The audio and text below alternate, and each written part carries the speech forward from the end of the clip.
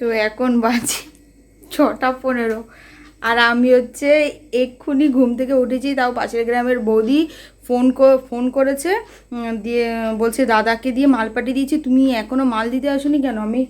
আমি ভাবছি, আমি মানে ঘুমিয়ে ঘুমিয়ে এমন বেঘরে ঘুমিয়েছি, আমি ভাবছি এটা রাত। আমি বলছি পরে উঠবো, এতক্ষণ তো মাত্র 6টা বাজে, আমি এখন ঘুমাইছি কিছুক্ষণ আগে। আমার খেয়ালই নেই যেটা আমরা মানে এমন বেঘুরে ঘুমাচ্ছি যে সন্ধে হয়ে গেছে আমার পুরো।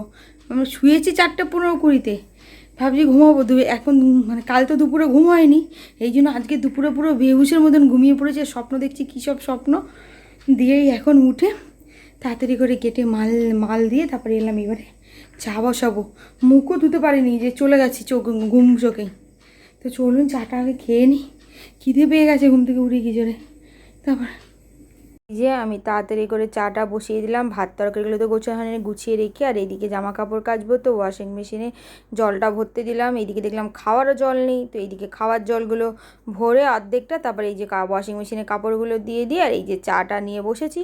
তো চাটা খেয়ে তাড়াতাড়ি করে এই যে মাল কাটছি, এই মালগুলো করতে হবে কালকে। তো এই যে এই মালটাল কেটে নিয়ে আর এই যে জামা কাপড় কাচা হয়ে গিয়েছে, তো জামা কাপড়গুলো তাড়াতাড়ি করে সব মেলে দিলাম। মেলে টেলে দিয়ে আর জামা কাপড়গুলো সব বাইরে রেখে এলাম। রেখে এই যে অর্ধেক একটা মাল দেখছেন টেবিলে রাখা রয়েছে, তো ওইটা কাটতে কাটতেই আমি জামা কাপড়টা মেলে নিলাম। তো এইবারে ওইটা হয়ে গেছে, ওগুলো সব কাটা হয়ে গেছে, কেটে টেটে নিয়ে এইদিকে আমি আবার বাসন মাজতে চলে এসেছি। তো বাসন মেজে নিচে যাব, তো রেডি হয়ে গেলাম। তো এখন বাজে হচ্ছে 9টা 10, আর আমি এখন এই কাজবাজ মানে শেষ করতে পারছি না করেও মোটামুটি করেছি। কাল তো আর হাঁটতে জানি, এই জন্য বলে আজকে হাঁটতে যেতেই হবে। তো ওই কাজবাজ করে এখন যাচ্ছি নিচে হাঁটতে। তো চলে আসুন হেঁটে আসি, হেঁটে এসে কথা হবে। তো এখন বাজে হচ্ছে 10টা 15, আর আমি এই যে বাড়ি এসে ভাত আর তরকারিটা তাড়াতাড়ি করে গরম করে নিলাম। গরম করে খেয়ে দিয়ে বাসনগুলো মেজে নিলাম, মেজে নিয়ে আবার কাজে বসে গেলাম। তো এই যে তাড়াতাড়ি করে এই যে তখন যে মালটা কাটছিলাম, এই যে সেই মালটা করতে বসেছি, হয়ে গেছে মালটা করা। এই যে আর একটা মাল ধরলাম, তো এটাও হয়ে গেছে। তো এই মালটা আর রাতেরবেলা পুরো কমপ্লিট করতে পারিনি, তখন বেজে গেছে 2:30, এই মালটা অর্ধেক করতে করতে। তো এখন যেন মানে একটুখানি কাজ করলেই মানে হাঁপিয়ে যাচ্ছে। এই সামান্য এইটুকুনি কাজ করেছি, আমি হাঁপিয়ে গেলাম পুরো।